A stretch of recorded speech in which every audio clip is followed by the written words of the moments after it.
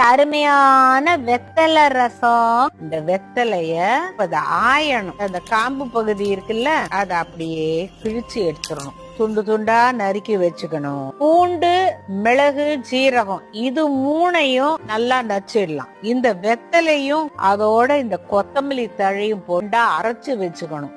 மஞ்சத்தூளை போட்டு தக்காளியும் போட்டு எல்லாத்தையும் சேர்த்து அப்படி பெனையற போதுதான் இந்த ரசத்துல மனம் நல்லா வரும்.